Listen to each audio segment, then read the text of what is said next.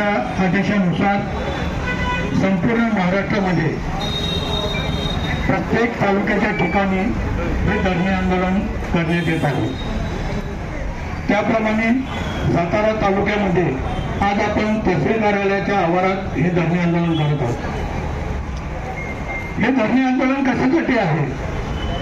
आपल्या दुकानदारांच्या गेली 2 वर्षापासून प्रलंबित मागण्या ज्या आहेत ह्या मागण्यांसाठी हे धरणे आंदोलन आहे। त्याची मुख्य मागणी काय आहे? 2018 सालापासून आपल्याला प्रति क्विंटल 150 रुपये, किलोला 1.5 रुपये कमिशन मिळते। आज 2024 झालेला आहे। कमिशन मध्ये काय वाढ झालेली आहे? महागाई वाढलेली आहे, परंतु दुकानदारांच्या कमिशन मध्ये काय वाढ झालेली नाही। आपण शासनाला अशी मागणी केलेली आहे की कमीत कमी आम्हाला क्विंटलला 350 रुपये हे कमिशन वाढवून मिळावं। त्याच्यावर प्रस्ताव चालू आहे। राज्य संघटना केंद्र सरकारकडे पण मागणी करत आहे आणि राज्य शासनाला मागणी करत आहे, परंतु प्रत्येक वेळी शासनाकडून आपली दिशाभूल होत आहे, परंतु कमिशन मध्ये काय वाढ होत नाही। त्यामुळे आपल्याला ही कमिशन वाढ कुठल्याही परिस्थितीत मिळाली पाहिजे, ही एक आपली मागणी आहे। दुसरं, या निवेदनामध्ये आपण शासनाला कळवत आहे की आम्हाला जे सध्या धान्य मिळते, शासनाकडून आम्हाला जे धान्य मिळतंय हे कमी वजनाची पोती येते। ह्या पोत्यांचं वजन हे 50 किलो धान्य व जूटचं रिकाम्या पदार्थांचं वजन 500 ग्रॅम असं 50 किलो 500 मिळालं पाहिजे। परंतु अनेक वेळा जिल्हाधिकारी कार्यालय, तहसील कार्यालय यांना निवेदन देऊन सुद्धा आम्हाला प्रत्येक कट्ट्यामागे प्रत्येक क्विंटलला 1 किलो ते अर्धा किलोचं धान्य कमी येतं। नाही, धान्य कमी आल्यानंतर आम्ही दुकानदारांनी करायचं काय? सगळ्यात हा मोठा प्रश्न आमच्या पुढे पडत आहे। आम्हाला तुम्ही 50 किलो आणि 500 ग्रॅम असल्याप्रमाणे 50 किलो 500 स्टँडर्ड आम्हाला वजन मिळावं। दुसरं, एफसीआय मधून जे डायरेक्ट वाहतुकी जिल्ह्यामध्ये येत आहे, जसं नगरपालिका हद्द आहे त्या ठिकाणी एफसीआय मधून डायरेक्ट वाहतूक येते, हे धान्य सुद्धा आम्हाला वजन करून नीट मिळत नाही। त्यामध्ये सुद्धा 1 किलो ते 3 किलोचा फरक पडतो। मग हे आम्हाला 50 किलो स्टँडर्ड करून का देत नाही? तर ते आम्हाला स्टँडर्ड करून मिळावं। दिवसेंदिवस दुकानदारांचं उत्पन्न कमी होत चाललेलं आहे। आता ऑनलाईन पद्धत झाल्यामुळे ग्राहकांना पूर्णपणे समजत आहे SMS द्वारे सुद्धा की मला धान्य किती मिळालं। ग्राहकाचा अंगठा लावल्याशिवाय आपल्याला पावती निघत नाही, धान्य देता येत नाही। त्यामुळे जे समाजामध्ये जी दुकानदारांची प्रतिमा आहे की दुकानदार चुकीचं काम करतायत, भ्रष्टाचार करतायत, तर ते तसं नाही आहे। दुकानदार हे ग्राहकाचा अंगठा लागल्याशिवाय त्याला धान्यच देता येत नाही। त्यामुळं आम्हाला दिवसेंदिवस दुकानदारांना उत्पन्नाचं साधन कमी होत चाललेलं आहे।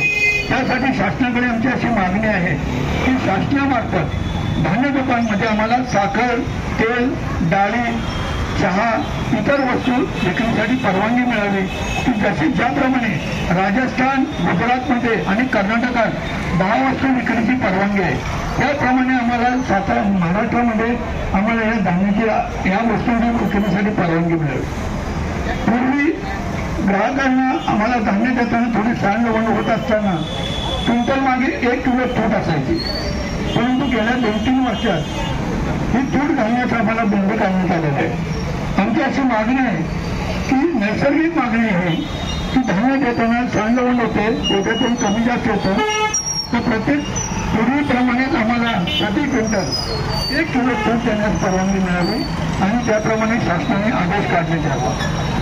सगळ्यात महत्त्वाचं म्हणजे आम्हाला दिवसेंदिवस वेळोवेळी शासनाकडून कामं सांगितली जातात।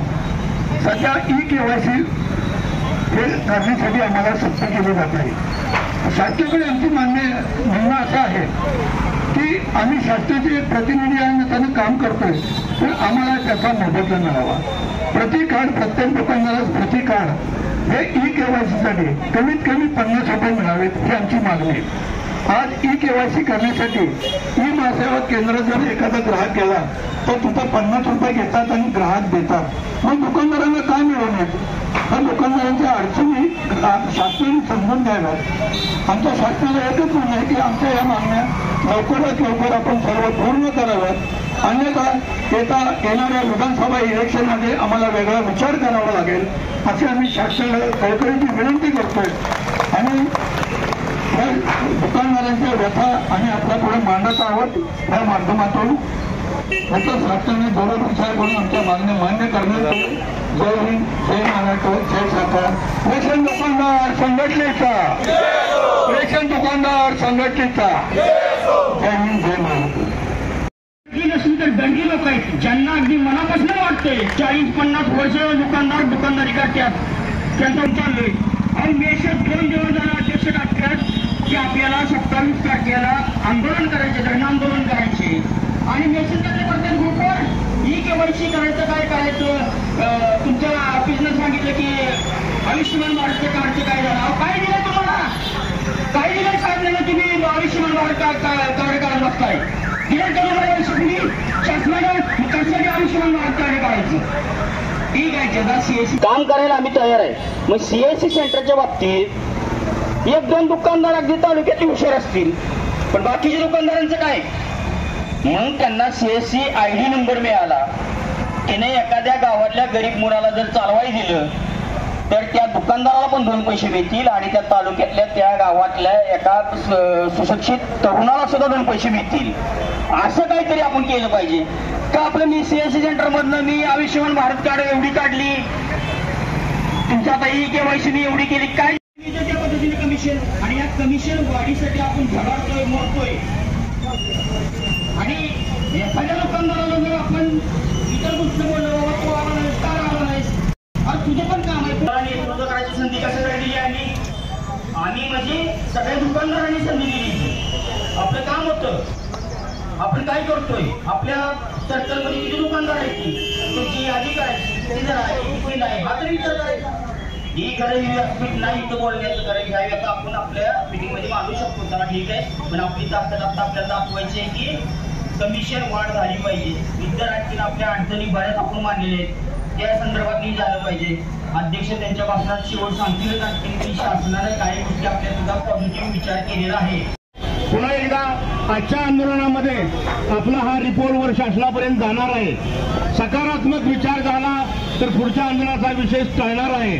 सकारात्मक आंदोलनाचा विचार जर आज झाला नाही, महाराष्ट्र राज्यामध्ये आपल्या मागण्यांचा विचार केला नाही, कारण आंदोलन सातारा तालुक्यामध्ये होत नाही तर संपूर्ण राज्यभर होतंय. जर विचार झाला नाही तर 2 जुलैला पुन्हा एकदा मोठ्या संख्येनं जिल्हाधिकारी कार्यालयाच्या बाहेर संपूर्ण जिल्ह्याच्या वतीनं हे मोठं आंदोलन आपलं होणार आहे. त्याही वेळेला सर्व दुकानदारांनी बहुसंख्येने उपस्थित राहावं अशी आपल्याला विनंती आहे.